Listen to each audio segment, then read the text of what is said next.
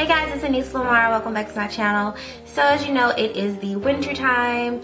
Hair gets very brittle. Hair is hard to moisturize, especially if you're up north. There's not as much humidity in the air. The winter just can damage and kill your hair, especially if you have red hair, color treated hair like I do. So I'm going to give you 7 ways to keep your hair moisturized during the winter time and year round, because it's not something that you just stop once it gets hot again and it gets warm again. This is something that you have to consistently do. Deep conditioning treatment. Deep conditioning is so important in any type of wash regimen, whether you have relaxed hair, whether you have colored hair, whether your hair is natural, whether you have locks. So if your hair is damaged, you have to think about your cuticles. Your cuticles are like little tiny hairs that are like collapsing over each other. And a lot of times during the winter time, if your hair is brittle and damaged, whether it's from wind, lack of moisture, or getting color treated, those scales, those shingles that overlap each other, they don't lie flat, and therefore it gives the appearance of really dry and brittle hair.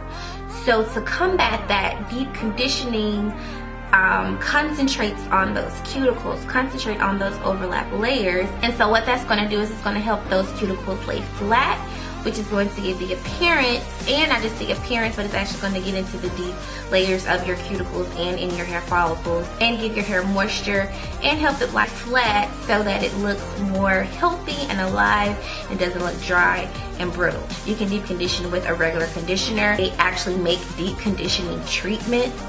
You can make your own deep conditioning treatment. What I've been using lately is Carol's Daughter Marula deep conditioning treatment, and I pair that with Carol's Daughter's Lisa's hair elixir conditioner because it feels so good. It's the first conditioner and shampoo that has a tingly kind of like minty feeling and smell to it, but it doesn't dry my hair out. Deep condition your hair. It is your best friend.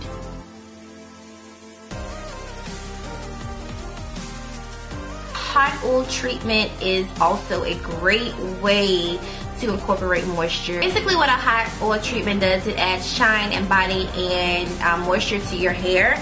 And you basically take an oil, and you can actually make your own hot oil treatment. You can use coconut oil, you can use a mixture of coconut oil and grapeseed oil. And a lot of companies make hot oil treatments.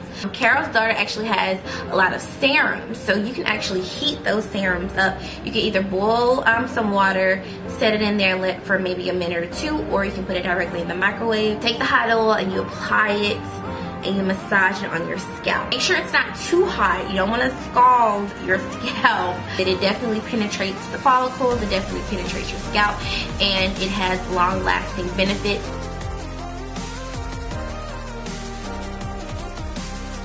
Moisturize properly. When I say moisturize properly, I'm talking about after you shampoo, after you condition, after you do your hot oil treatment, after you do your deep conditioning treatment. What you apply to your hair afterwards is very important. You can moisturize your hair while styling it with a leave-in conditioner. They actually make spray leave-in conditioners. They make cream leave-in conditioners. You can try a number of different butters and creams. I personally use my own peppermint and lavender hair butter. I absolutely love my hair butter because I know what I put in it and I know what works best in my hair. And when I tell you, it leaves my hair so freaking moisturized without making it super greasy. It is absolutely amazing. I love it. And also sealing your ends after you apply the cream or after you apply the hair butter. You can seal your ends with an oil. I normally seal my ends with grapeseed oil, or I'll use one of my Carol's Daughter's serums to do that as well. You're just applying oil to dry hair. You're just applying oil to dry hair. It's not going to do anything. So moisturize properly.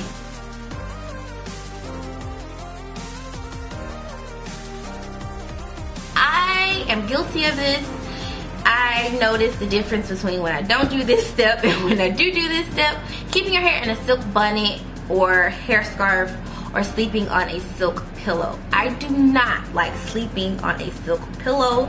I don't like slipping and sliding while I'm sleeping, but applying a satin scarf or silk scarf or bonnet on your hair is so important. And a lot of times I forget to do it. I just don't do it because I'm just being lazy. But I have noticed the difference between when I do tie my hair up and wear a bonnet and when I don't do it. I noticed a complete difference. The moisture in my hair lasts a little bit longer versus when I just go to bed and go to sleep on top of my pillow.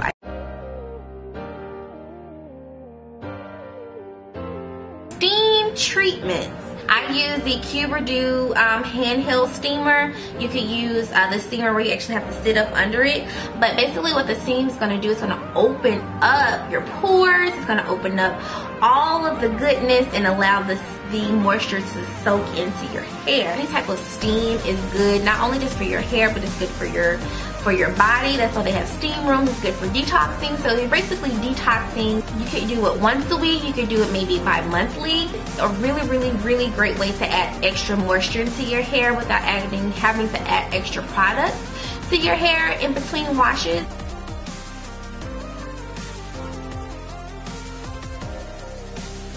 You have to limit your heat usage. This goes for anybody that uses heat in their hair, whether you're using a diffuser, whether you're blow drying your hair, whether you're using a curling wand, whether you're sitting on an actual hair dryer. Limiting heat is so important in retaining moisture because heat dries. What do you do to dry something? You apply heat to it. In doing so, it takes out a lot of moisture. When you are needing to dry your hair, give yourself some time. Make sure it's on a day where you don't really have too much to do or anywhere to go. That way you can allow your hair to air dry, or if you need to apply any type of heat to your hair, apply the lowest setting. Limit the heat on your hair, please, before you end up with hair on the ground because it's breaking off. I'm trying to tell you.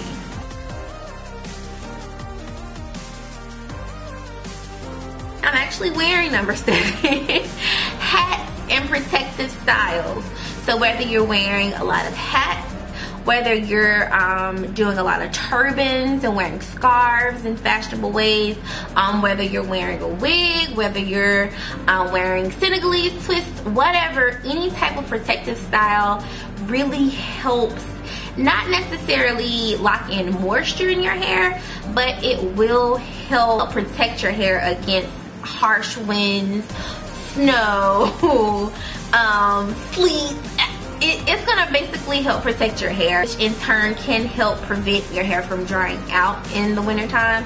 So for me, I go to wearing wigs and I go to wearing hats, and I wear a lot of beanies. I mean, you just really want to make sure that you protect your hair. It's just like protecting your skin. You don't go outside, it's bare skin. You have to have on your coat and your scarf and your gloves and all of that, and that's going to help keep everything together and keep it protected. Definitely using protective styles and protective measures and protective wigs. Whatever it is that you use as a protective covering for your hair will definitely help maintain moisture during this time of year. Comment down below and let me know what you guys use to keep your hair moisturized. Do you do protective styles? Do you wear hats? What do you do? Until next time, don't forget to please rate, comment, subscribe, and share this video. Talk to you guys later.